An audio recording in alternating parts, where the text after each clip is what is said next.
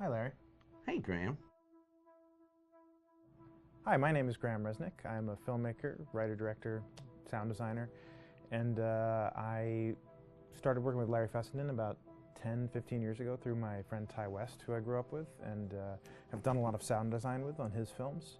And he was producing Ty's films at the time, and Ty introduced me to Larry. Larry produced my first feature, and we've written together on several projects. My name is Larry Fessenden. I'm a filmmaker. I run Glass Eye Pix, which is an independent production company out of New York. We make indie movies, a lot of scary movies as well. I got a call to audition to write this video game.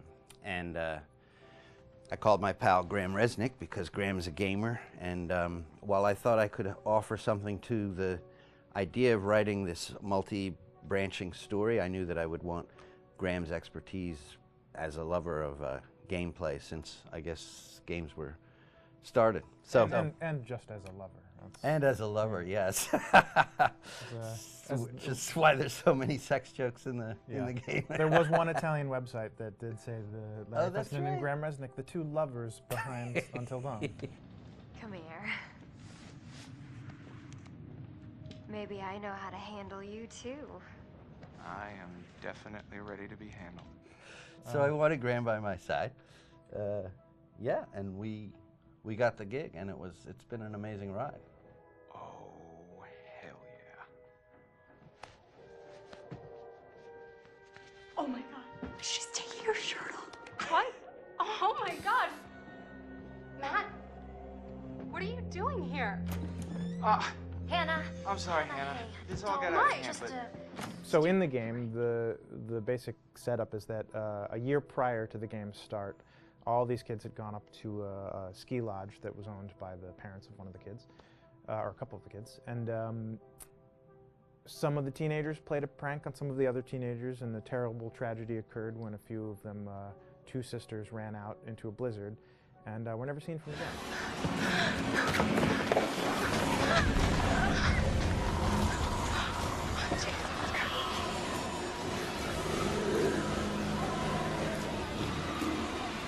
And so now, a year later, this is kind of torn apart, this group of friends. They've gone through some trials and tribulations in the past year. The brother of the two girls has had a lot of psychological issues, and to kind of help him cope and help them all get over it, they all returned to the lodge a year later, back up on the mountain.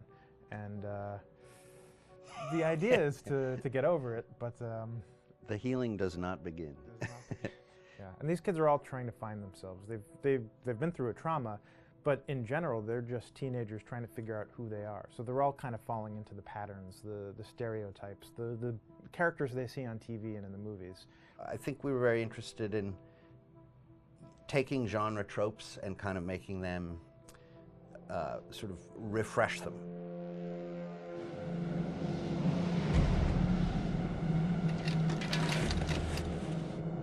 Hey, did you see that? Dad said it'd just be us this weekend. We're familiar with how slasher movies work. Most people have seen some horror movies, and we have established notions and preconceptions about the roles of the players in horror movies and how they talk and how they get killed and how they have sex. And to bring you into the game that way and then subvert a lot of those expectations was kind of our goal. They're haunted by some incident that happened in their past, which I think you pretty much figure out that that's going to have a role in their interaction. Yeah, so I think what was fun was we take some sort of stock characters and we try to give them some shape, but at least at the beginning they're recognizable in the way of groups of friends. There's the jock and the bitchy girl and the rivalries between everyone. And oh my gosh, and really fun characters too. Like we just had so much fun living in the minds of these characters through writing the script. what do you think? Jesus! It was fun. I think we were looking to get that kind of banter that you Yeah. see both in movies, but also that you absolutely have with friends, and sort of those inside jokes. And of course, as writers and as friends ourselves, we sort of developed little tracks, and we try to give the characters that kind of vibe.